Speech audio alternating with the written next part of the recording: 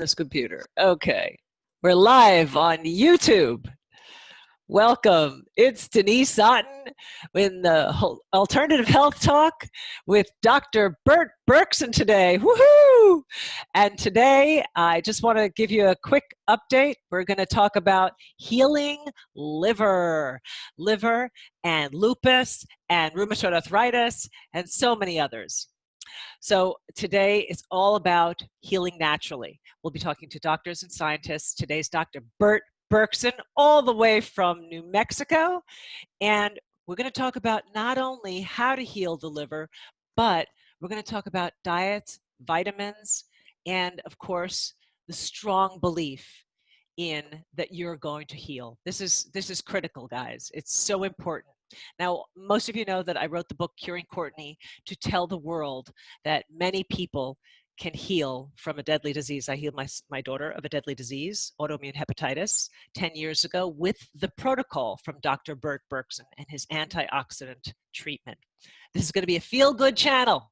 We're going to talk healing, happiness, and you won't hear these things from the mainstream news because they refuse to learn. They're stuck in the old ways, and they won't open their minds, and it's really a detriment to the public. So we want to help people heal, period.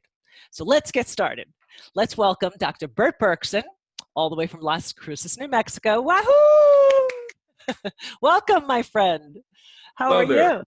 And we're going to okay. How are you? I'm great.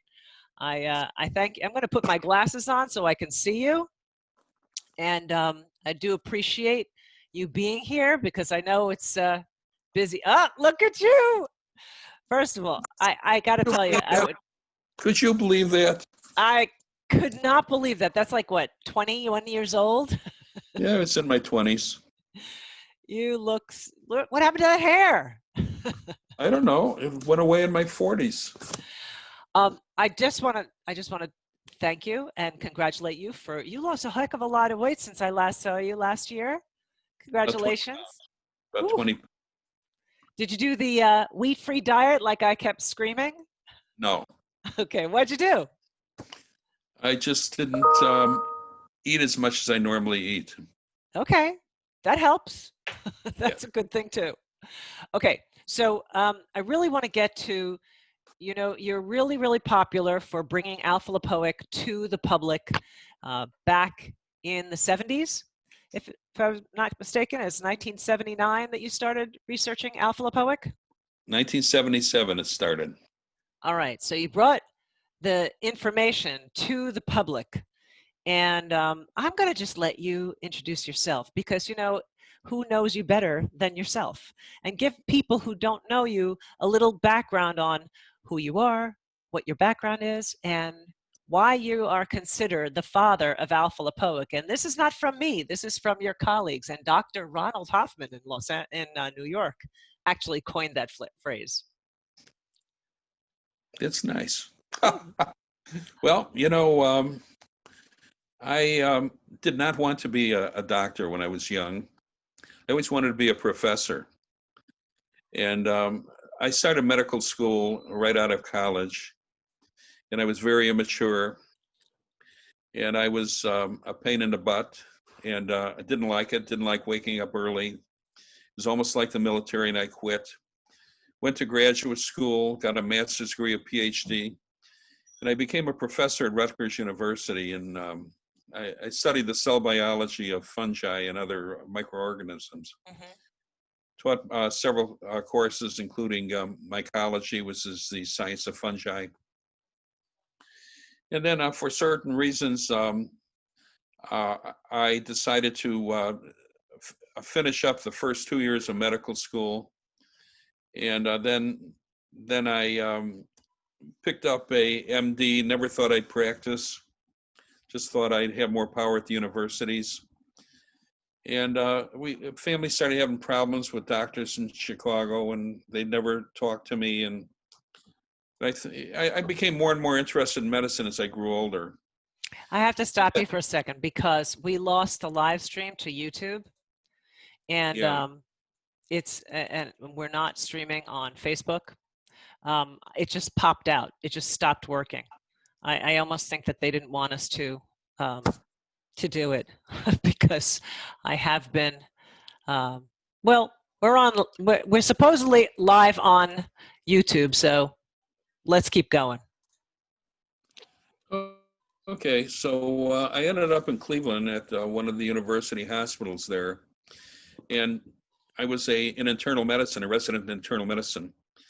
And I'd read the newspaper every day, and it seemed that people were eating poisonous mushrooms, which kill their livers, and they were dying, and no one knew what to do. So somebody knew my wife, who was a pediatrician, and she knew that I had a PhD in mycology in addition to my MD, and she wrote a bit in the newspaper that Dr. Berkson knows what to do. So the people at my hospital, at my teaching hospital, got very angry. They thought I was going around telling people that I knew what to do, and they didn't. So all of the new people who were getting poisoned by mushrooms, which killed their livers, were put on my service. And I was told, let them die on you. Well, I had known Dr. Fred Barter, who was the chief of National Institutes of Health, several years before, when I built an electron microscopy laboratory. He he was instrumental in getting me the grant to do this, the $500,000 to do it. So I called him up and I asked him, is there anything in the world that you know of that might regenerate a liver when it's been damaged? And he said he was studying alpha lipoic acid. It was called thioctic acid. That's the brand name. Now, wait a minute. And this is way back in the 1970s? 1977.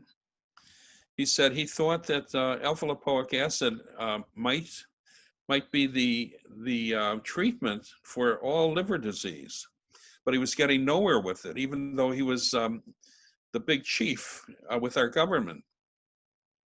So he sent me a couple of cases, and I was told I couldn't use it because it wasn't on their formulary at the hospital, but I used it anyway and injected into these patients who were dying of liver disease.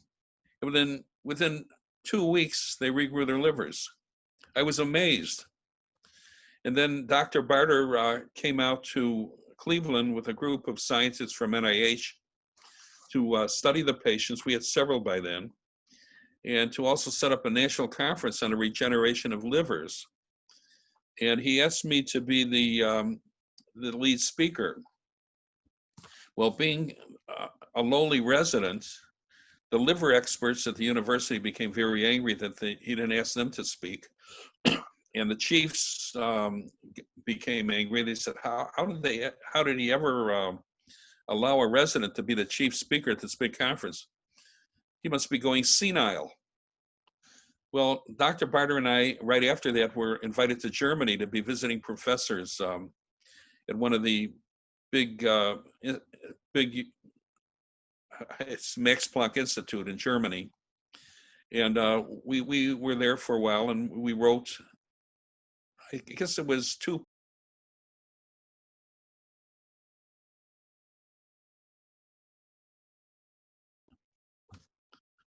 And these papers were published.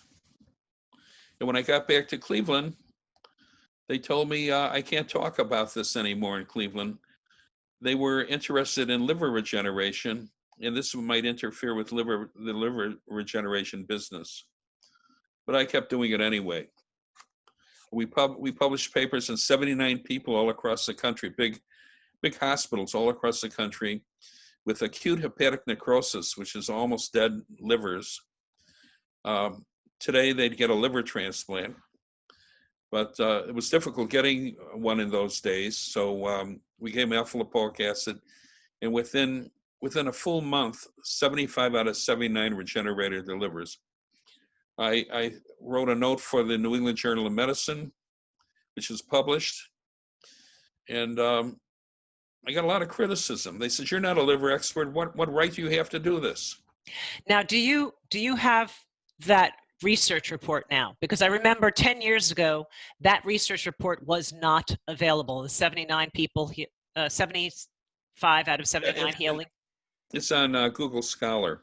Okay, so if anyone wants to see this, because I got bashed years ago, you know, when I told people that I healed the, and I wrote the book, and people would say, I want to see the research. I'm like, I can't give it to you. So now everybody go to Google Scholar and type in Dr. BURT BERKSON, or is it Burton Berkson? BURT, B-U-R-T. Berkson, B-E. B-E-R-K-S-O-N. Right. And so look that up, because I want people to take the science to their doctors so they can understand. I am not kidding. I followed a physician, MD, PhD. He was able to, and they haven't even put this on a protocol yet. Well, it's only 40 some years. I don't know if you read the foreword to my book, The Alpha-Lipoic Acid Breakthrough. Yes. Where Dr. Whitaker wrote. He said that, you know, one time I thought if something new came along and was really effective, within a short time, all doctors would pick it up and become standard of care. He said, now that I've been practicing for 30 some years, I realize that most doctors would rather have their patients die than do something different. I tell you, it's unfortunate, and we want to think that doesn't.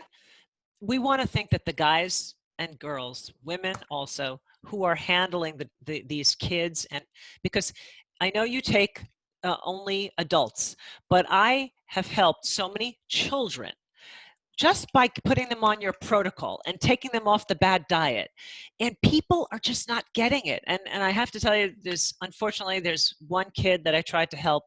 And in England, it's very hard to help overseas, but I have a lot of people healing overseas.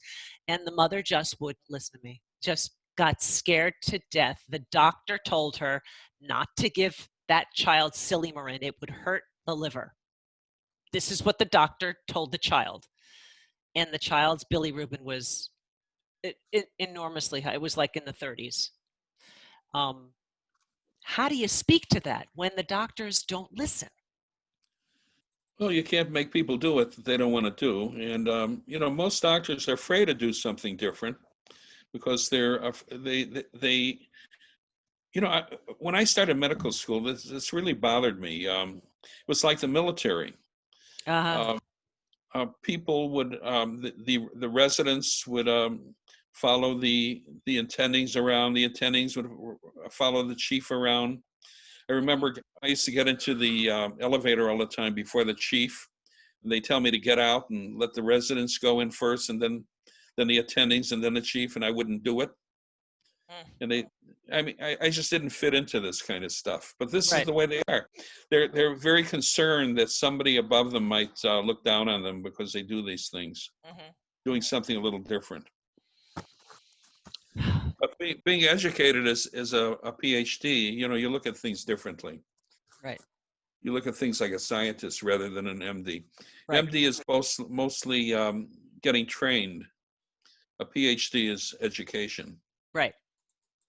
So go on with you went to, I just want you to continue with how you healed these people and how you were able to write this paper. And it was in Germany for quite a long time, for 35 years or something. It was published in Germany. No. You could get it here. It's in English though. Now it is. Yeah. And by the way, I also wrote a paper on the reversal of hepatitis C with cirrhosis in the German Journal of Internal Medicine, one of the most prestigious journals in the world. Right. It was completely ignored in America, all in English, by the way. And if you go to PubMed, you know, the National Library of Medicine website, right, and you type in Berkson, B-M like Martin, B-M. That means beautiful mind. You type in PM, you'll see several of my publications. But on Google Scholar, you see a lot of publications in biology and medicine and all sorts of things. Okay. So anyway, I was discouraged from doing this kind of research, and it got uglier and uglier and uglier. Fighting constantly with people. They did all sorts of things to make me look bad. Mm-hmm. And Yep. then I just got fed up with university work, and I decided to become a country doctor Mm-hmm. in New Mexico in a little town called Lovington. And I was a country doctor from, let's see, from 1980 to 1986. And then I did a few other things. I became a medical director of a big HMO until I found out what an HMO was, and I walked out. Why? And What was the HMO? HMOs, I'll tell you in person someday, some of the Okay. stories. Okay. Okay. Yeah. Not now. I would never join an HMO, let me tell you that. Then I decided to move back to New Mexico, and was an emergency room doctor for a while.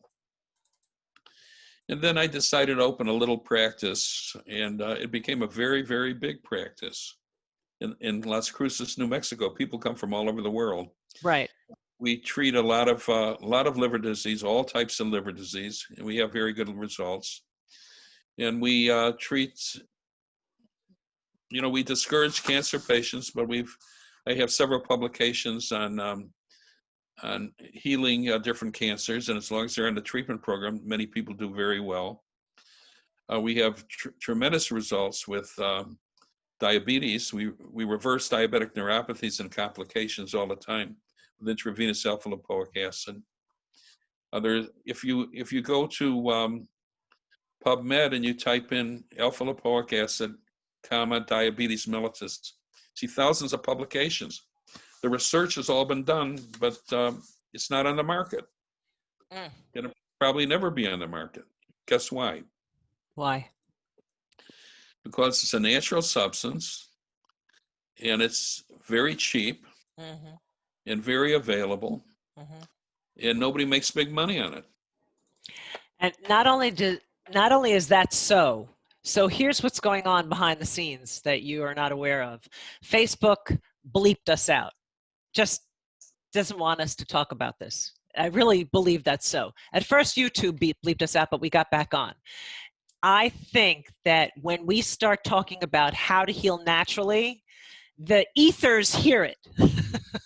Somebody is listening, and they went, boop, and they cut us off Facebook. So hopefully people will find us on Facebook, on YouTube, and that's okay because I can replay it on Facebook later on today. But so we won't get live questions.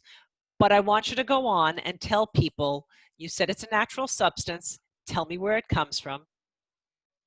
Well, every cell of our body, every normal cell of our body needs alpha-lipoic acid. Right. And we produce it in very small amounts.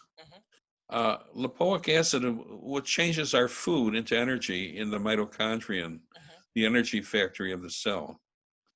Now, cancer cells are mostly anaerobic. They don't grow with oxygen, and they often don't have functional mitochondria. Right.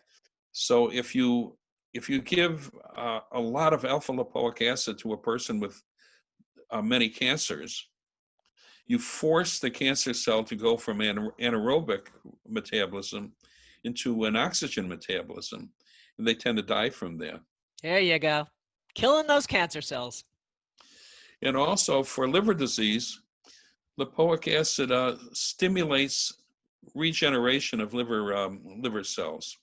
Now, didn't you write a paper on that? Cancer and liver? I wrote lots of papers.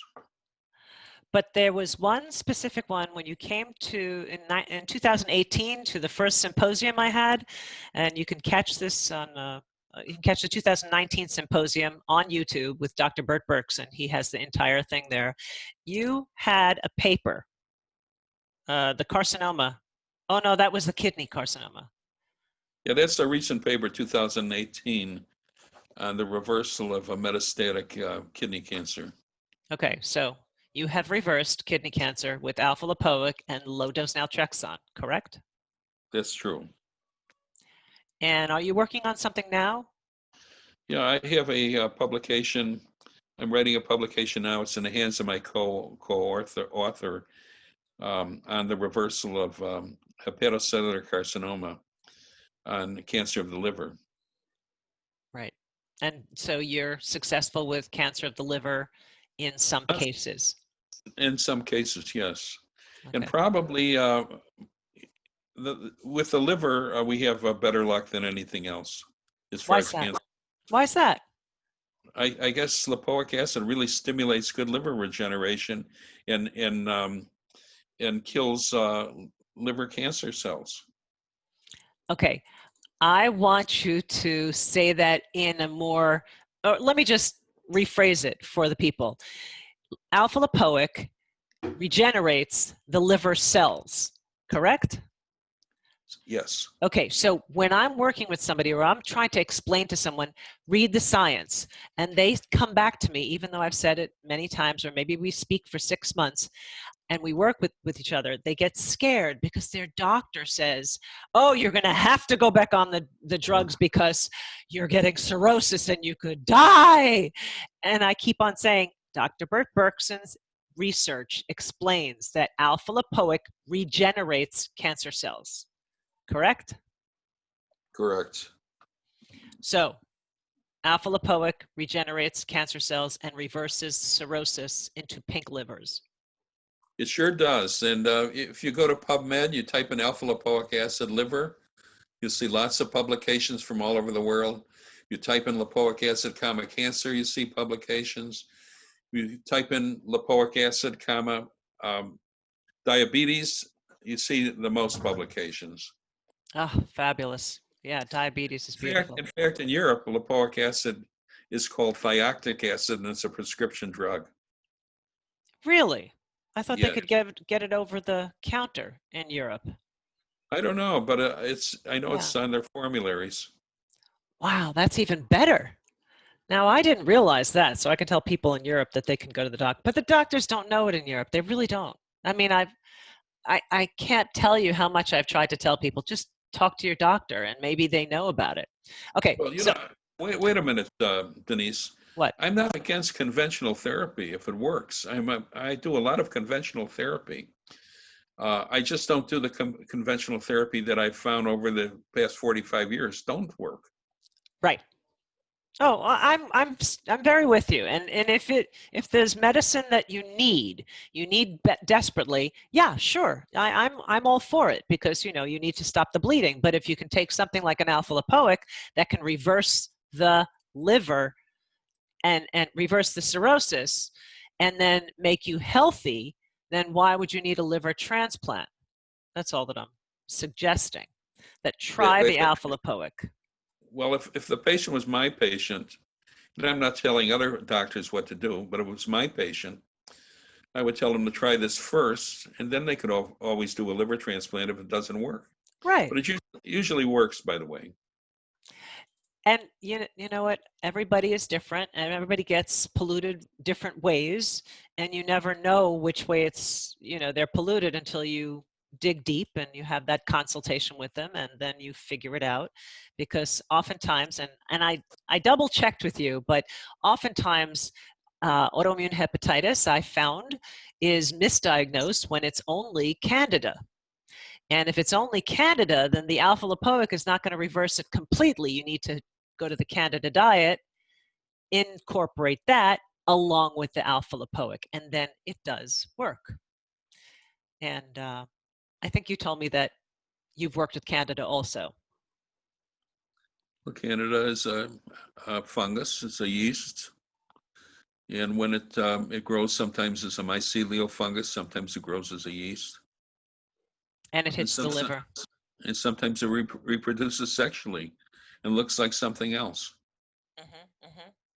And so just going on to the next thing, I wanted you to talk about your research, because I know that you usually research other things. Have you found anything else that thus far, has helped as well as alpha-lipoic? I've found nothing that works as well as alpha-lipoic acid. And it's, it's something that our body knows how to use if it gets it. It gets it rejuvenates every cell of the body by stimulating normal mitochondrial activity. Okay. Now I have some good questions for you. Unfortunately, Facebook knocked me out, so I couldn't take those questions live. But I'm always thinking about how you could help with alpha-lipoic, because I know that I contacted you recently when I was in a stressful situation. Somebody I knew close to the family had a stroke, and you said if they could get an IV of alpha-lipoic, it would help regrow the brain stem cell. Would you like to elaborate on that? Well,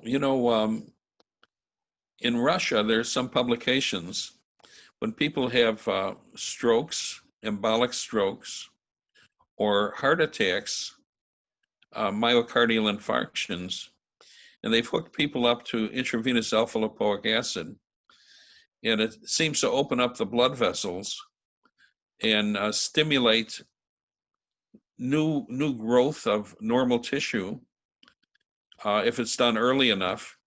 And lipoic acid stimulates nerve cells to regenerate. In fact, most of the publications on nerve cell regeneration have been with diabetic neuropathies. People with diabetes often have a lot of pain in their feet because the nerves in their feet tend to die, and because the blood vessels become clogged up with plaque. Most of these publications, and there's several of them, and you can find them all on PubMed, done at big institutions. Let me add that several years ago, in 1983, one of the most prestigious places in America called me up and said that they heard that in Europe they were using lipoic acid for the reversal of diabetic neuropathies. Right. Would you teach us how to use it? And I did. And then a few years later, I read this article that these people have taken, I think it was 1,200 people with diabetes who were possibly amputation patients because of their toes were so infected, so affected by neuropathies. And they gave them intravenous alpha-lipoic acid for 3 weeks, 5 days a week for 3 weeks. Within 3 weeks, they grew new blood vessels, new nerves in the toes, and had normal endothelial and nerve function to the feet. Wow. So it saved the 1,200 patients. And they did this, and it's all published. You can find it on PubMed. And they never continued with it. Wow. They cut off a lot of toes over there. Oh, that's terrible. So just for the sake of following up on that piece, the 1,200 people who have diabetic neuropathy, they got alpha-lipoic IV 5 days a week. How much do they usually get in the IV? Is it 300? Is it 100? I think it was 600 milligrams IV. 600. That's a lot in your IV. Okay, that's strong. That's a beautiful thing, and that helped them. Of course. Wow. Okay, going forward, let's talk about what people should use. Well, what is the average? It's not like you can't tell everybody what to do because everyone's so individual and you have to see them individually to find out what their needs are.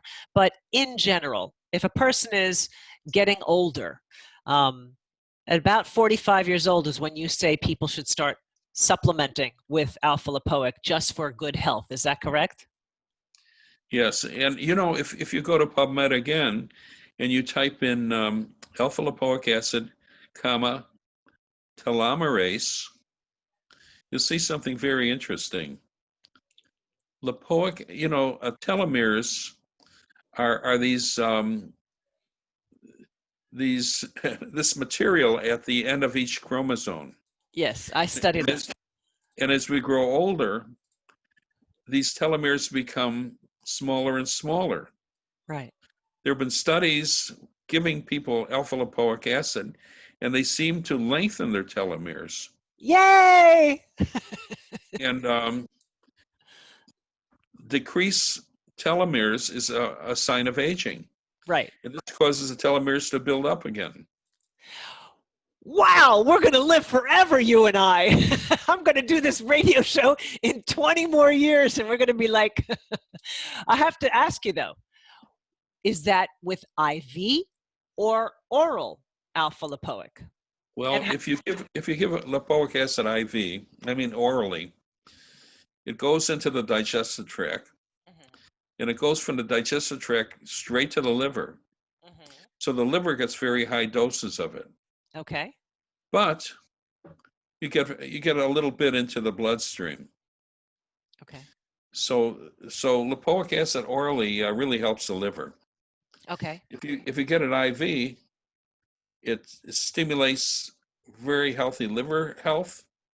Goes into the brain. It goes across the blood-brain barrier. Goes into the eyes, the inner ear. Wow. In the lungs, the pancreas. Every part of the body becomes infiltrated with alpha lipoic acid.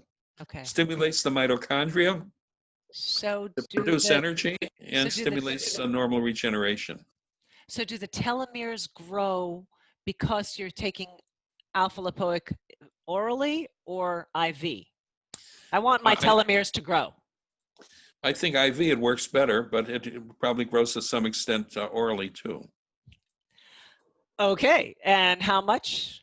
600 milligrams? Well, you'd have to read the article.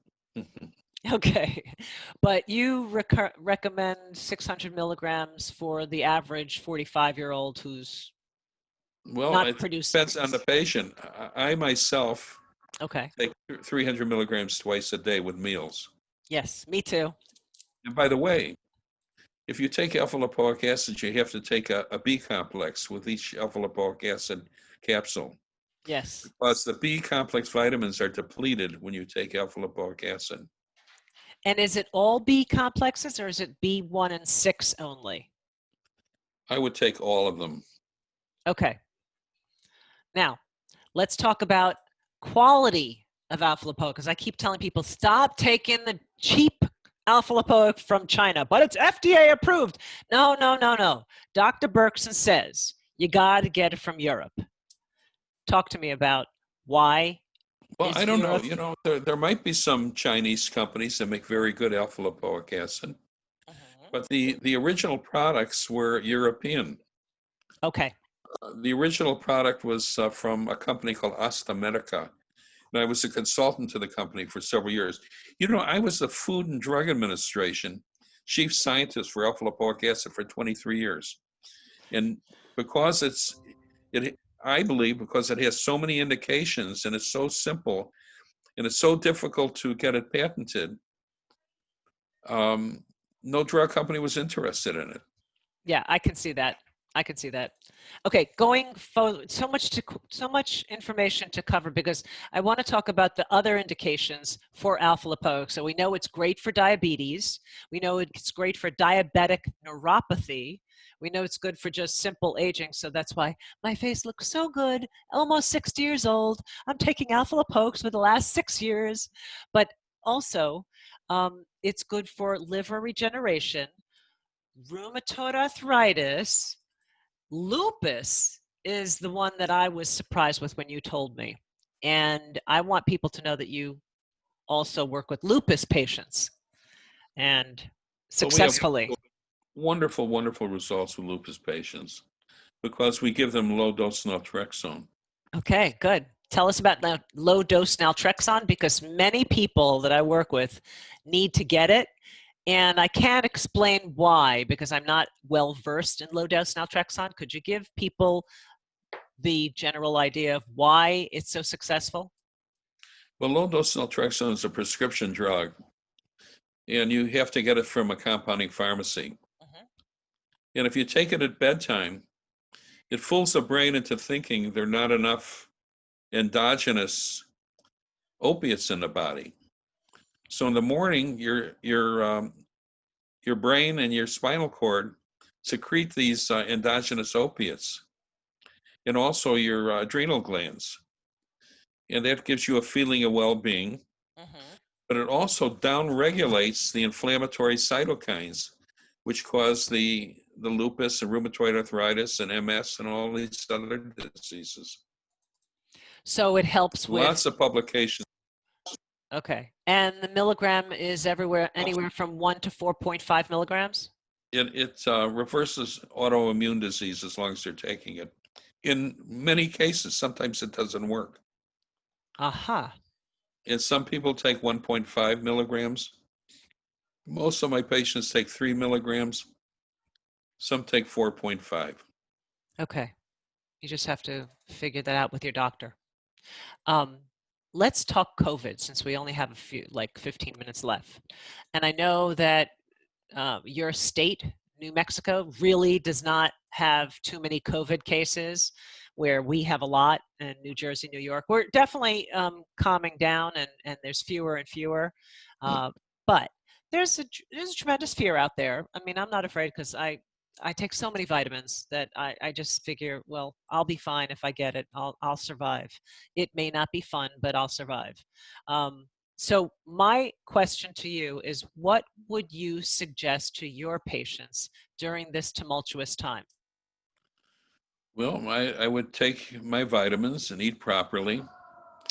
And if I was a person with a disease process, oh, for example, somebody being treated for cancer, or someone who has bad COPD, chronic obstructive pulmonary disease, or uncontrolled diabetes, if I was over 65, I'd stay in the house most of the time. Okay, but if they want to take something prophylactically to get to prevent it from harming them, But I'd make sure that you got enough zinc. good. What about HCQ? Hydroxychloroquine, well, it's a prescription drug. Mhm. And I know I've written it for, I've wrote the prescriptions for a few people. Mhm. And the pharmacists called me up and said, we can't fill these prescriptions. Oh, I said, why not? They said, the government says we can't. oh no, oh no. Even in your state? Yeah, yes. Okay, so when you and I were talking last month, Wait a minute, unless we're giving it for lupus or rheumatoid arthritis, but not for COVID. interesting, interesting. So just again, prophylactically, if we wanted to stay strong and healthy, I always tell my clients and my viewers, vitamin C, vitamin D, zinc, and high doses, and selenium, because selenium is a viral killer. Sure does. Dr. Will Taylor wrote several publications showing that selenium is like a birth control pill for viruses. Ah, When the selenium levels are high, the virus has problems regenerating, replicating. mhm. When they're low, the virus can often go out of control. And where's that? I'm gonna put on the bottom of the page of our underneath the YouTube channel the Dr. Will Taylor's research. He is in which state? Which university? When he did this, he was at the University of Georgia. Now he's at the University of North Carolina. Okay, He's a virologist. okay. I'll put the link for his research underneath the page later. Yes. And again, you're currently working with, you're writing a paper about liver cancer. So your liver cancer paper is doing what? It's talking about what? Well, this is a middle-aged nurse who was a smoker, and she was very depressed. Her husband died, and other family members died. She's working at a university intensive care unit, and she had a finger stick and developed hepatitis C. and didn't take care of herself. She worked very hard. She she didn't get enough sleep. She smoked. She had a terrible diet, and she developed a liver cancer, hepatocellular carcinoma. And she went to the hepatologist, the liver experts at her university hospital, and they told her that nothing really could be done for her stage except for a liver transplant, and maybe that wouldn't work either. She came to our office, and we put her on intravenous alpha-lipoic acid 2 or 3 times a week, and a low-dose naltrexone at bedtime. And she started feeling good right away, and a good diet, by the way, and vitamins and minerals. And within a short time, her liver started getting better, and we did PET scans and CT scans all along. And within, I think it was 2 years, there was no sign of liver cancer. Ah, so beautiful. So beautiful. So she continued for a while. And then, of course, she thought she was cured and stopped all treatment. And then her daughter called me back a few years later and said she went back to smoking and eating the way she did and stopped all of her vitamins and minerals. I The hate when cancer people do came that. back and she Yeah, died. I know. My friend did So, that too. so we don't cure anything, but while they're doing treatment, people often do well. Okay, before we go, can you just give me your rendition of diet? When you say you should, because I can't tell you how many people tell me, my doctor said the diet doesn't matter. I'm like, oh my God, please. Okay, so then just don't eat the junk food and go and have organic, farm fresh food. But what do you tell your patients in terms of a good diet? Well, what's really interesting first about eating sweets. I was at a conference, a big conference on oncology not long ago, and when I walked back past the booth of a very large cancer center in America, there was a young woman there who I was talking to, and she took out a tray full of Snicker bars and Three Musketeers and M&Ms. I've heard this before. She said, "Take all you want, just stuff it in your pocket." And I said, I see, it's very unusual, I think, for an oncologist to telling people to eat a lot of sweets because, cancer needs sugar to grow. Yep. They grow on sugar. It stimulates cancer growth. She said, well, nobody's ever proven that. Was she a doctor? A board certified oncologist. I said, what about Otto Warburg? He won a Nobel Prize for this research. She said, well, I've never heard of him. I'm just stunned. I'm like, I can't believe people actually say this. I said, let me ask you a question.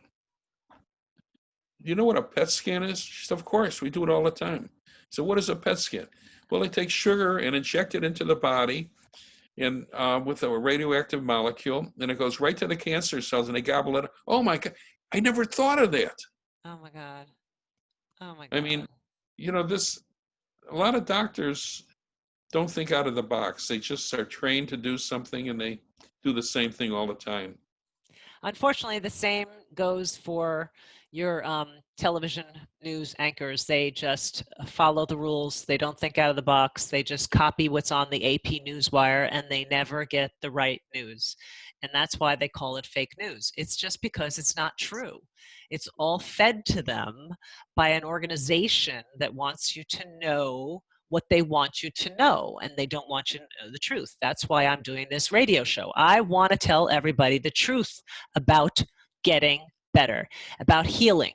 Food matters, vitamins matter, and so does the belief, or at least if you're not going to be connected to or believe in God or a higher source, then believe in the quantum field and the energy around you that you can actually transmute by your positive thought process. That's just called quantum physics, and you can read about it if you don't believe in the God source. In the meantime, mind-body medicine. Amen. And so just briefly, what do you tell people in terms of their diet? What do you prefer to tell people to eat? Vegetables first, green vegetables first. broccoli, cauliflower, cabbage, spinach. Good. Very important. What about your proteins? I think people could eat meat, but I think they should limit it. And I think everything should be organic. Amen. And fruits? I think fruits are fine, but we often see people with their very high blood sugars from eating too many fruits. Mm, this is true. Fruits are But very healthy, you have to balance your especially meal. blackberries and blueberries, things like that. Yes, the antioxidants. Yes, Sure. exactly. Okay, so one last thing. I want to talk about your books. Everybody should be reading as many of the books that you publish as possible because you bring more information to the average Joe than they will find on the bookshelf in Barnes and Nobles, or people not going there. They're going to go to Amazon. They're not going to find your books because they really do stifle. Amazon stifles the holistic health writings, so they can't find you so easily. So please give me some Well, of the books. I think they can. All they have to do is go to Amazon.com, Right. type in a BURT Berkson, Okay. and 3 books will pop up, at least 3. Yes. One is the alpha lipoic acid breakthrough. Which I have Another publicized. one, another one is Syndrome X. This is the first book on metabolic syndrome and pre-diabetes. And the third is all about the B vitamins. Okay. What's the third book called? All about the B vitamins. I haven't bought that book, obviously. But so Alpha Lipoic Breakthrough is the number one book that I suggest that people buy. Obviously, Curing Courtney, my book, is the one that I suggest they buy first. And then Alpha Lipoic Breakthrough. And of course, there's many different diet books, but specifically I like Wheat Belly because I tell people no wheat, because wheat turns to sugar and we want to really and it's also inflammatory. And I have found, I don't know if you have, I'm sure you have, I have found that people get triggered. Their liver gets triggered when they have wheat. And I can't tell you, there's another person that I lost. I didn't lose the child. They stopped listening to me. She was doing great for 4 months. And 5th month or something, they got all comfortable and they started feeding the kid, and the father started baking for the child the wheat treats. And of course the child's just child, so she's eating whatever daddy gives her, and she got worse. And she got so bad they put her in the hospital and had to give her an IV of steroids because the father would not listen. And it was so frustrating that I had to wash my hands of it. I just cannot go to your house and feed your child. You have to stop doing what causes the AST and ALT to go up. And this is something that was very frustrating. But I emphasize, please stop eating the wheat and eat your green vegetables and your meats and your proteins and your fruits, obviously, low glycemic fruits. But you really have to stop eating the wheat because it causes inflammation. That's from me. Dr. Berkson didn't say it, but I usually suggest no wheat.